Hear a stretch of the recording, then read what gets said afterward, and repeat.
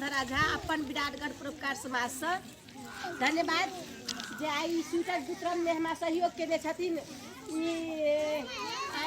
देवे नवा मुद्रा परिवार, बाबा जूट मिल, बाबा वेजिटेबल, अनुराग अगरबत्ती, हिमगिरी सोप जे अहाँ के स्वेटर वितरण में जे आदर्श आधारभूत विद्यालय में जे सहयोग अपन विराटगढ़ द्वारा जे हमरा सबके जे सहयोग केलखिन हुनका बहुत बहुत धन्यवाद। और अतः समस्त हमरा सबके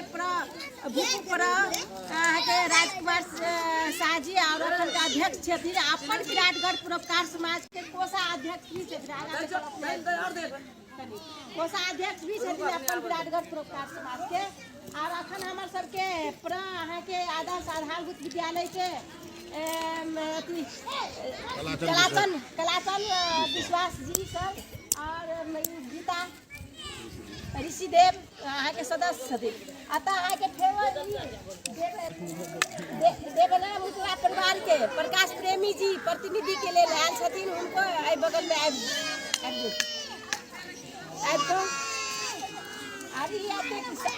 सहयोग केलखिन है, हुनका हृदय से अपन विराटगढ़ परोपकार समाज धन्यवाद दै छै।